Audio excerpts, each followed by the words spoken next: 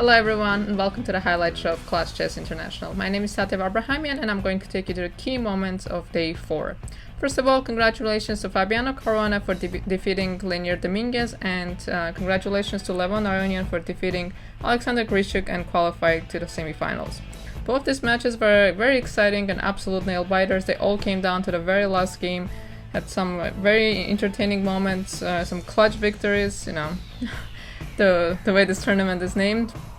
So let's jump right into the action and check out what happened in day 4. So let's start with the match between Levon Aronian and Alexander Grischuk. So coming into the day, Levon Aronian had a 2-point lead over Alexander Grischuk after winning that clutch victory of Queen versus Rook, which you can check out in my previous video.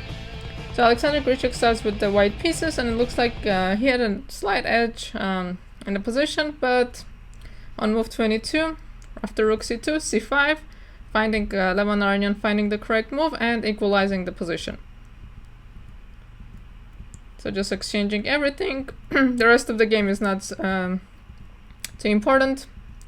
We reach an opposite color bishop position, so just to show you what happened. So just a repetition and the game ends. So this game was not the most entertaining one, so just to show you how the day started. So let's move on to our second game. So Alexander Grischuk won this game with the black pieces. So let's go to our key moment on move 20th. So bishop e7 was played the last move. So the queen goes to a5, b6. So Levon Aronian grabs this very dangerous looking pawn, and there's this amazing resource in the position. The point is this knight cannot be touched because after take, check, and the queen is gone. So instead, bishop c4 was played. So there's another key moment in this game. So I will just walk you through the moves to that point. So before this, this position is a little crazy, but black is up material, so it's a matter of technique. But the game does get kind of messy because you know, it's a quick game, and Alexander Grischuk is notorious for his time trouble. So at some point, Levon gets some chances to actually save the game. So let's move on to our next key moment. And a rook b5, knight e4. So this was a key moment because knight a5 was actually a mistake, and white needs to take this pawn and try to defend this position. Instead, he goes knight a5, but unfortunately he is met with knight d6. And now the rook doesn't have a very good square to go to defend everyone. So he is forced to take this, and this position is lost because this knight is just too far away from this one to defend the pawn. So this b6 pawn will fall, and not too many difficulties for black to convert this. So let's just see how this game ended. It ended quite quickly. And the problem with this knight is it gets cornered and gets dominated. So this rook will give a check, king go to f4, and black can just start collecting the pawns. So Alexander Grischuk wins the second game, and now the score is there's a 1-point difference between the players. So let's move on to our third game. So third game was, and this game could have ended in a draw, but unfortunately, because as I mentioned of this poor time management, Alexander Grischuk had 10 seconds on his clock. So after he's playing with the white pieces, so after queen v3, d4, he immediately captures back. And now the trick is that queen c1, queen b, and there's no way to defend this knight, to defend this bishop, so it's just losing a piece. And I will show you what the difference was once I show you what happened in the game. Here, and just takes and resigns because it's also unstoppable mate and there's no way to check. So if we go back to this moment, queen c1, excuse me, is not possible here because of queen d5. So if you take, I will take your bishop.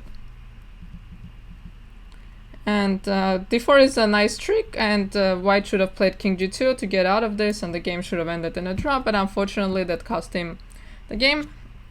So now once again the difference is 2 points.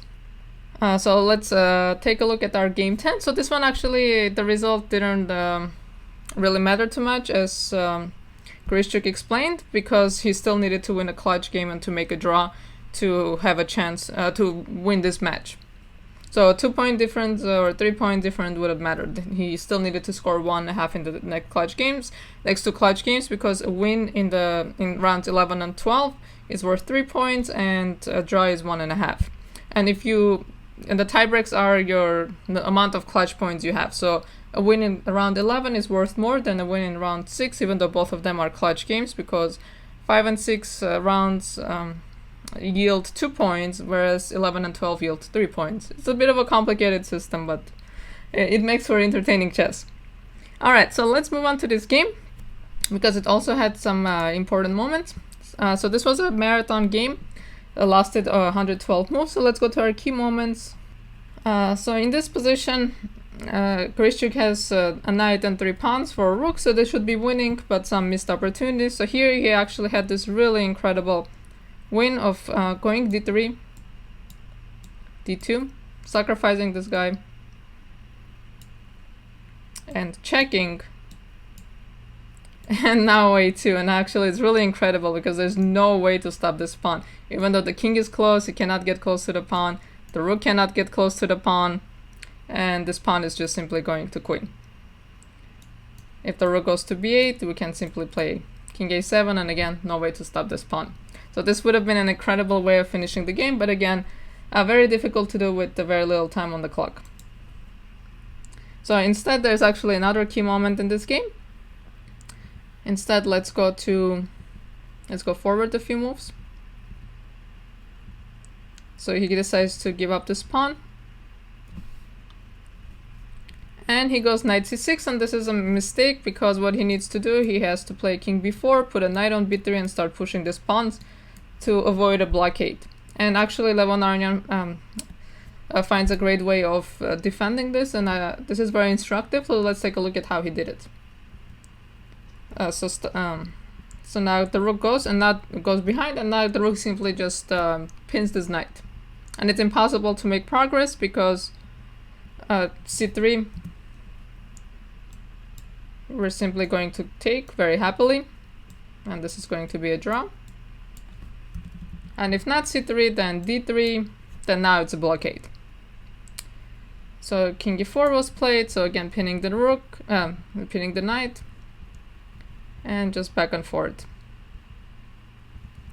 So I mean, they're just repeating at this point, so not a lot of progress is being made. So we do see the blockade. So it looks like black made some kind of progress, but now this pawn can never move, because this pawn is just forever hanging.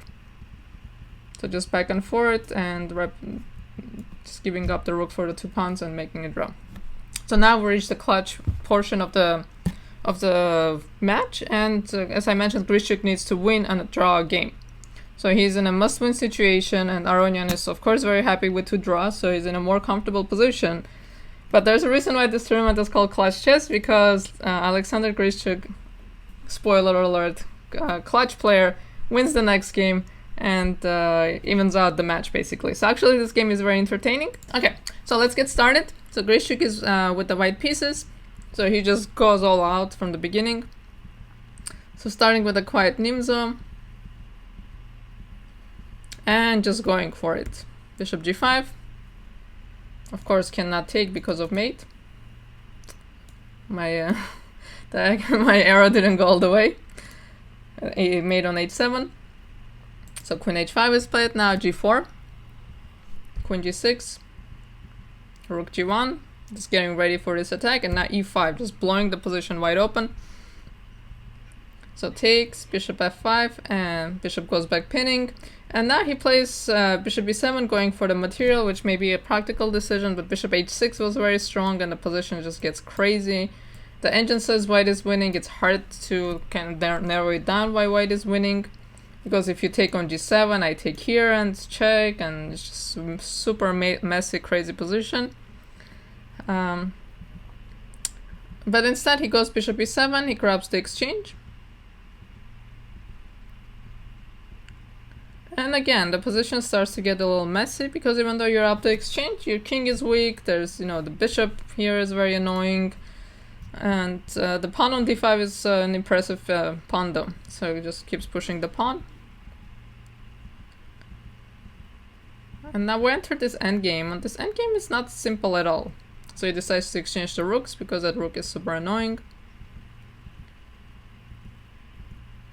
bringing the king, so everything is very logical, and this is another key moment in the game because he finds this incredible knight f5 move, and now it becomes impossible to defend everyone. So for example, if you take, so in the game knight b6 was played, we'll come back to that, everyone is hanging. If he tries to, let's say, move the bishop somewhere, then rook d6, again some pawns are falling.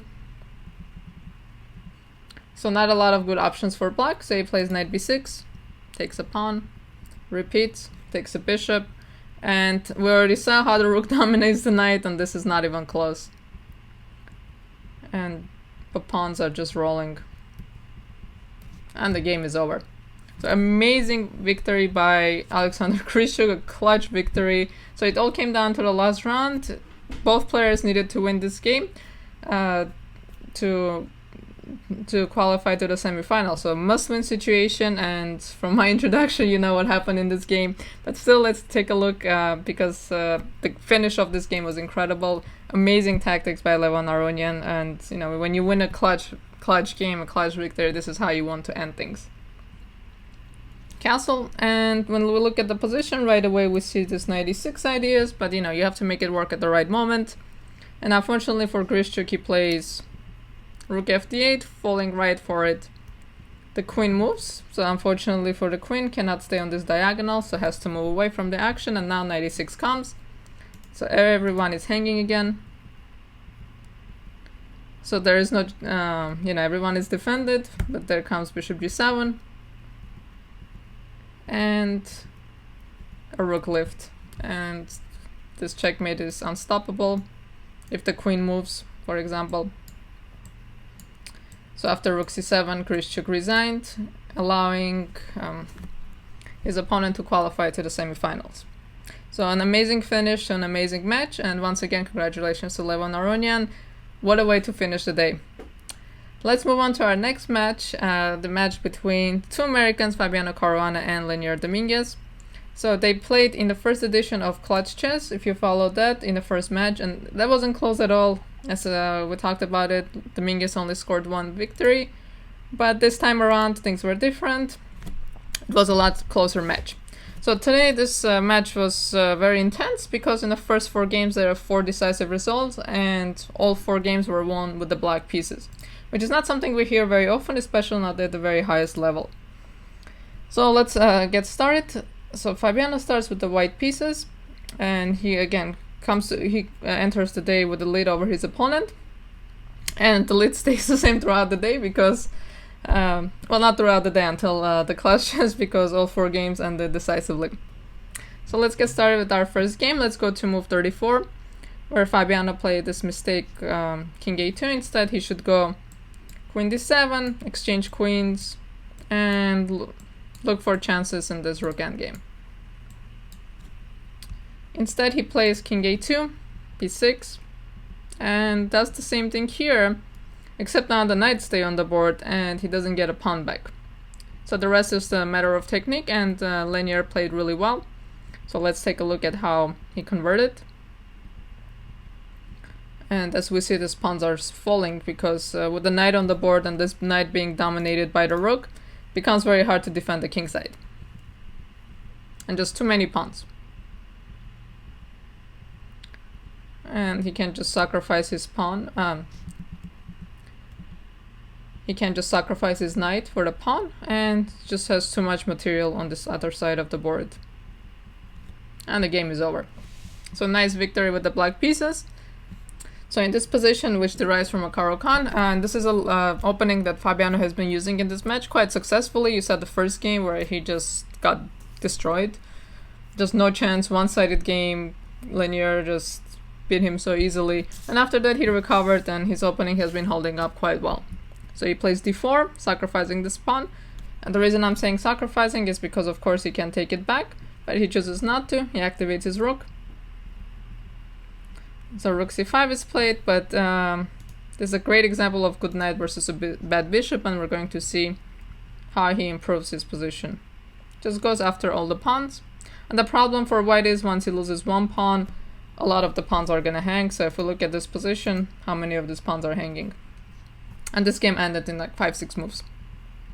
G6. If we look at this bishop is not a happy piece, and again, white cannot hang on to all the pawns.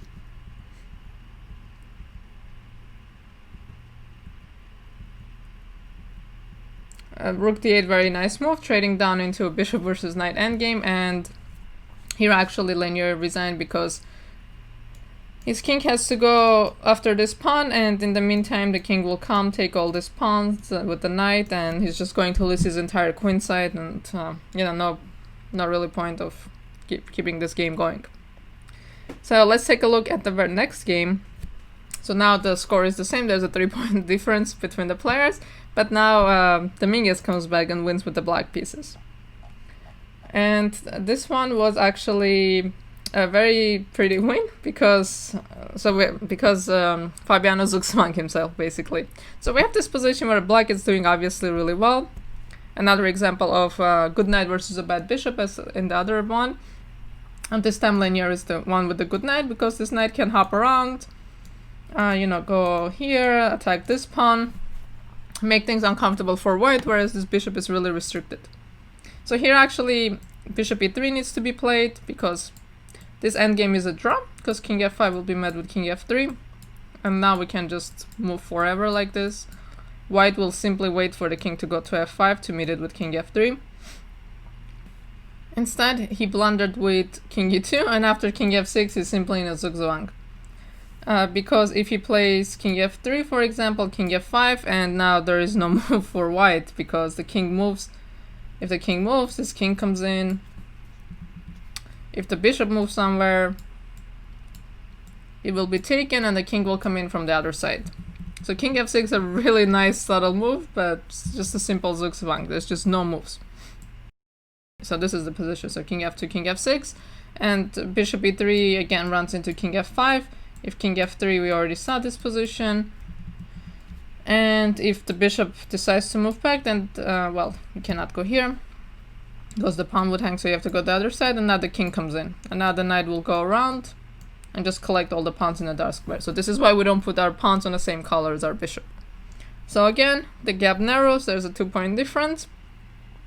And now next, Fabiano has the black pieces. So let's take a look at what happened in game 4, the final game before clutch chess. So let's jump to move 28. So we can see that Dominguez is doing quite well. This pass pawn on b7 is really annoying. This knight on c5 looks like a very nice dominating position, but he made some mistake with queen e4 and immediately h3, weakening this king. g3, d2, f5, distracting the queen, taking the pawn, distracting the queen from defending the pawn, and now the rook will come to f7, and we're going to see those light squares might not be defendable. So he takes the pawn, which looks like a reasonable move, but now knight f3, queen d5, and we see this king is in a lot of trouble. So knight b4 attacking the queen moves, queen h5, and a very nice finish to the game. And resigns because if king h3, then queen h5 is mate, and if king g5, then rook e5 is checkmate.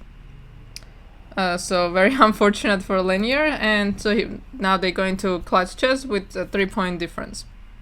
So very similar to the Grischuk situation, Leinier needs to win one game and make a draw in the next one to be able to qualify to the semis. So in this position, white goes d6, and again, knowing your rook endgames, as I mentioned before, king f6, which is a bit of a strange move because it allows this really nice chance for white to put the rook behind, but now Fabiano makes an error with rook d3, he already needs to start going with the king, and after rook e5,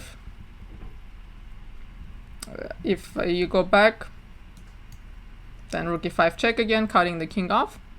So instead he goes after this pawn, but of course there's this great resource of going f4, defending this pawn, and just simply bringing the king in. And there's just no way to make progress.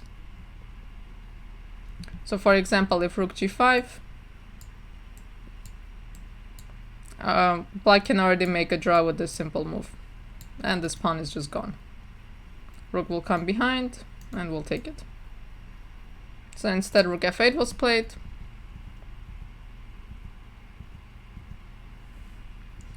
So some back and forth, and the game ends in a king and pawn endgame. Okay, so they repeat a few times to make a draw.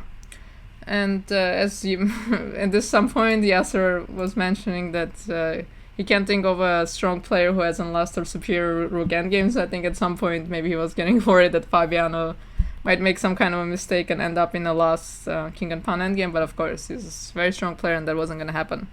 So let's jump into our very last game, Leinier Dominguez with the white pieces, like an Armageddon game, basically, you know, do or die, must-win situation. Another Caro-Kann, so the Caro-Kann held really well, did a very good job for Fabiano, so queen h5 was played. So we reach this position where white is up a pawn, but black holds quite comfortably. So rook goes to c4, and we realize this queen is a very misplaced piece. Cannot really move back because we can just simply take the pawn. And when the action is only on one side of the board, the knight usually is much better than the bishop.